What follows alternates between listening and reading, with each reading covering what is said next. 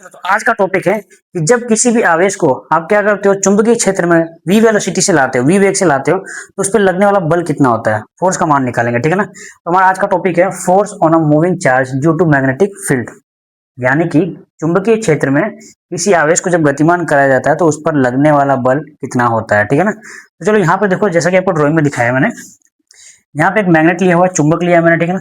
उसका एक magnetic field है। ठीक है ना। चुंबकीय क्षेत्र है जिसको हम लोग किससे दर्शाते हैं, बी से दर्शाते हैं। ध्यान रखना, बी से दर्शाया जाता है। किससे? बी से।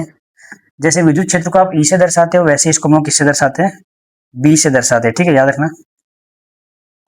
तो देखो, सबसे पहले क्या करेंगे, हम लोग इसकी व्यवस्था लिखेंगे। ठीक है, आकृति में दर्शाए अनुसार। ठीक है, ये लिखना पड़ेगा आपको, आकृति में दर्शाए अनुसार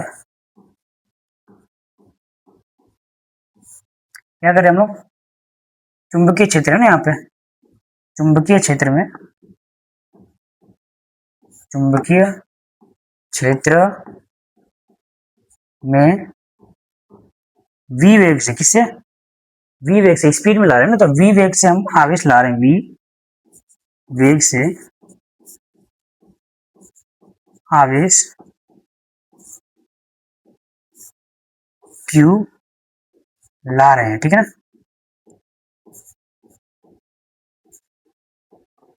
जब v वेग से आवेश को लाओगे तो उस पर क्या लगेगा, फोर्स।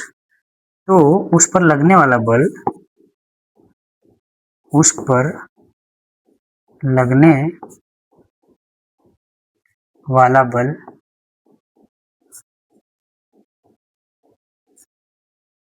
किन किन बातों पर निर्भर करेगा, तो निम्न बातों पर निर्भर करता है।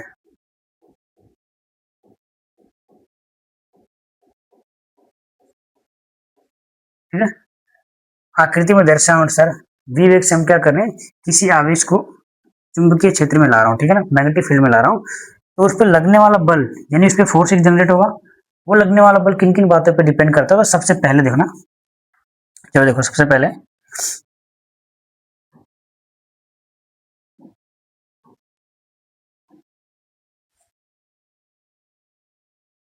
देखो,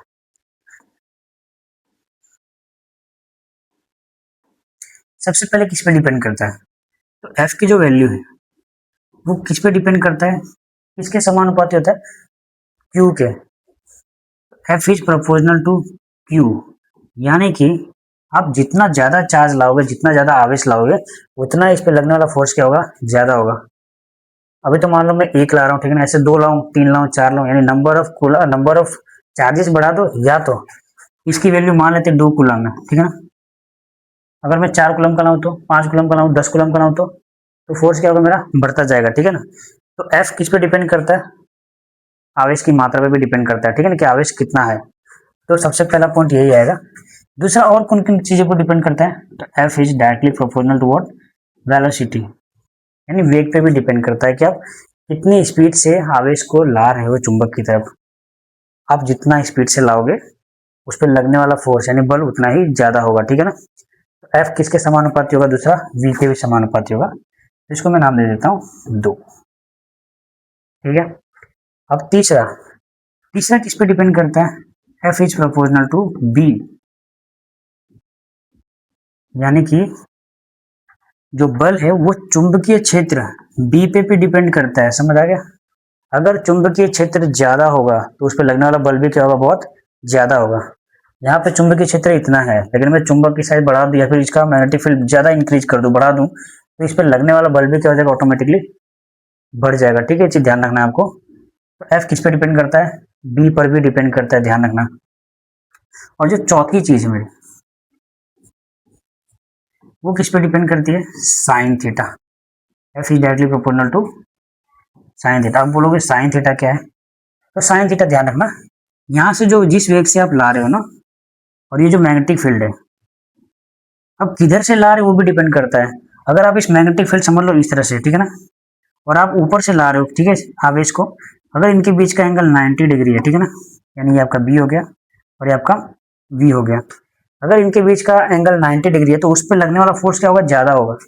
उस टाइम पे ज्यादा होगा। इसलिए जो फोर्स है वो थीटा पे भी डिपेंड कर रहा है, और थीटा क्या है आपका बी सॉरी वी और बी के बीच का एंगल है, ध्यान रखना ये चीज, ठीक है ना, वी और बी के बीच का एंगल है। अगर आप क्या करोगे इधर से लेके आओगे तो उस पर लगने वाला फोर्स क्या होगा, जीरो होगा, तो उस टाइम पे थीटा क्या हो जाएगा आपका, जीरो हो जाएगा, ठीक है ना। इसके लिए ध्यान रखना, पैरेलल होगा तो थीटा जीरो हो जाएगा। तो यहाँ पे क्या है 90 डिग्री पे लगाओगे तो उस टाइम पे मैक्सिमम होगा। तो अब मैं क्या करता हूँ, ये चारों इक्वेशंस को एड कर देता हूँ, क्योंकि इनसे इन्हीं पे डिपेंड करता है और किसी पे डिपेंड नहीं करेगा, ठीक है। चारों समीकरण पर से चलो, चारों समीकरण पर से हमको क्या मिलेगा, F is directly proportional to क्या हो जाएगा, Q V B sine theta.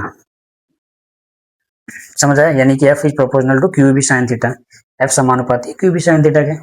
हम लोग ये समानुपाती का चिन्ह हटाएंगे तो एक कांस्टेंट आ जाएगा, ठीक है ना, इसको हम लिख देंगे के, ठीक है। तो के आ जाएगा, फिर ये आ जाएगा Q V B sine theta. Okay, समझ आया। अब मैं क्या करने वाला हूँ, यहाँ पे के की वैल्यू 1 ले लूंगा, ठीक है ना, पुट वैल्यू ऑफ के इज इक्वल टू 1। ये के बराबर 1 लेने पर, ओके, हमको लेने का है ये। चलो अगर के यहाँ पे 1 रख दोगे तो क्या आ जाएगा आपका वैल्यू, एफ की बराबर एफ हो जाएगा तुम्हारा क्यू वी बी, और यहाँ पे क्या आ जाएगा आपका साइन थीटा। ये हमारा फॉर्मूला आ गया। यानी कि जब किसी भी मैग्नेटिक फील्ड में चुंबकीय क्षेत्र में क्यू को लाओगे आप, ठीक है, तो उस पर लगने वाला फोर्स कितना होगा बेटा, कितना होगा, Q V B sine theta. समझ आया, उस पर लगने वाला फोर्स हमारा होगा Q V B sine theta. Okay, ध्यान रखना ये चीज। तो हमने निकाल दिया फोर्स की value Q V B sine theta. अब चलो एक और चीज करते हैं इस पर से, कि इस पे लगने वाला फोर्स मैक्सिमम और मिनिमम कब होगा, ठीक है ना। चलो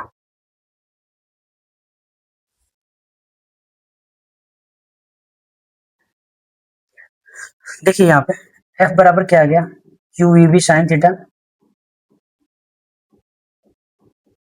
अब इसके अंदर थीटा आ रहा है, तो मैक्सिमम और मिनिमम, महत्तम और न्यूनतम भी निकालना पड़ेगा ना। तो अगर थीटा आपका 90 डिग्री है, कितना है 90 डिग्री है, यहाँ पे 90 डिग्री रख दो तो कितना हो जाएगा, एफ बराबर